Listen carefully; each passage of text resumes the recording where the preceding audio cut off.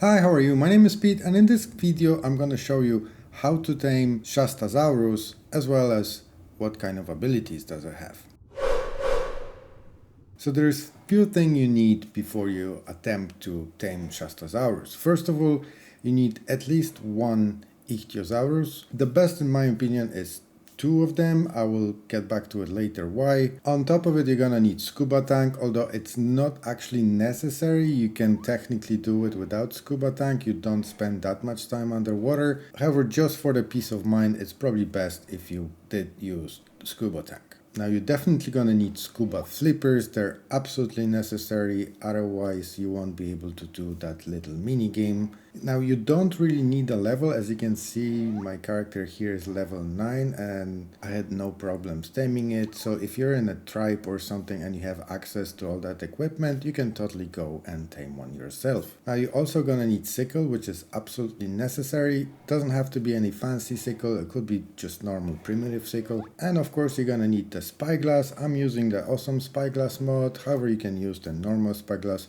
obviously to be able to find Shastasaurus. And lastly, you're gonna need the extraordinary kibble in order to tame the Shastasaurus. And depending on your spatial awareness, you might need to get yourself some kind of weapon to defend yourself and defend your tame. It could be a crossbow, could be a harpoon, or you could just use another dino to defend yourself.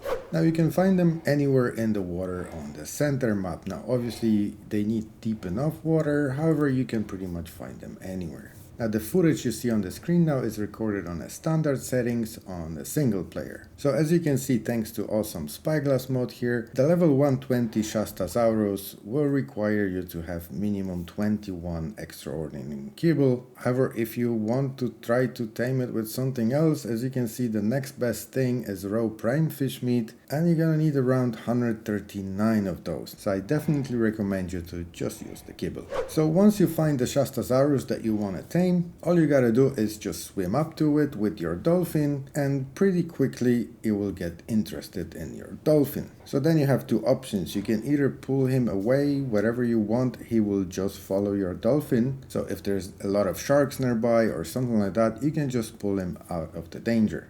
And once you're in quiet enough area, you can just swim up to the surface and Shastasaurus will follow you. Now once the Shastasaurus reaches the surface, the 3 leeches will spawn on his body and you need to get rid of them using the sickle. And this is why you need the scuba flippers, otherwise it will take you a long time to swim around the whole Shastasaurus, which is actually pretty big. So all you gotta do is just swim up to the leeches and just hit them once with the sickle and that will get rid of them. Once you get rid of all 3 of them, you will have that message popping up on top of your screen, the leeches are cleared, and then you have to swim up to his mouth and feed him the kibble by pressing the correct button that it shows on your screen. Now don't forget that you have to have that kibble on the last slot of your hotbar, otherwise it won't work. And once you feed him, as you can see on the standard single player settings, 1 feed gives 4.8% of taming, which is exactly what Awesome Spyglass told us. You're gonna need 21 kibbles in order to tame level 120. Now after you feed him, he will swim away a little bit. You can just follow him with your dolphin, and after a couple of seconds it will get interested again in your dolphin, and then you just swim up to the surface and do the whole process again. Just keep in mind to look around the whole time, looking for danger. If there is something that potentially can attack you or your tame, just make him follow you away from the danger, and then you can bring him up to the surface. Now the reason why I said that you need more than 1 dolphin is because 1 dolphin technically is enough to tame Shastasaurus. However, 1 dolphin will only give you 30-second time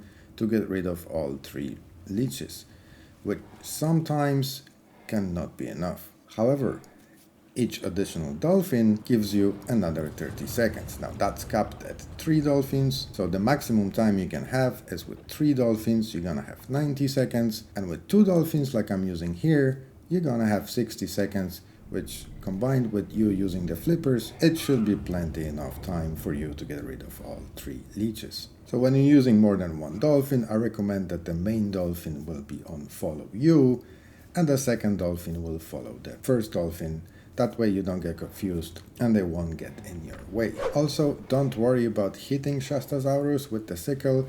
You won't lose the taming effectiveness. However, don't do it too much or it will just attack you. Also, while trying to tame him, I was attacked by the group of eels, which clearly did some damage to him. However, that also didn't affect the taming effectiveness. So I'm not sure if there is a limit how much damage he can accept before he starts losing taming effectiveness. However, you don't have to be extremely careful with him. Once you finally tame one, you can make yourself a saddle. Now, to make a saddle, you have to be level 100, and you also need to have access to Tech Replicator. And the saddle is quite expensive. As you can see, it needs 1500 metal ingots, 350 crystal, 250 silica pearls, 150 electronics, and 200 cementing paste. So it's definitely not the cheapest saddle. So let's go over the abilities that the Shastasaurus have. So first of all, you don't actually sit on the saddle.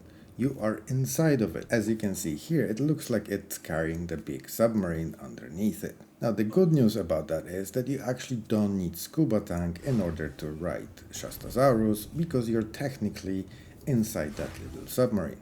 Also, another good thing about it is that the fact that you can actually build structures inside of that saddle. So as you can see, there is not much space to go around. However, it is enough to have a tiny little base. And as you can see, I had no problems building a smithy there. Now, to start actually riding the new dino, you have to approach this little console and just use it. So when you first start riding your new dino, you will see that little hood on the right, similar to Rhinognata, which explains to you all the controls. So let's go over the abilities. So the first ability is Sonar. And when you use the sonar, it will just basically mark all the dinos in the vicinity, which might be helpful if you're looking for particularly small creatures in the sea.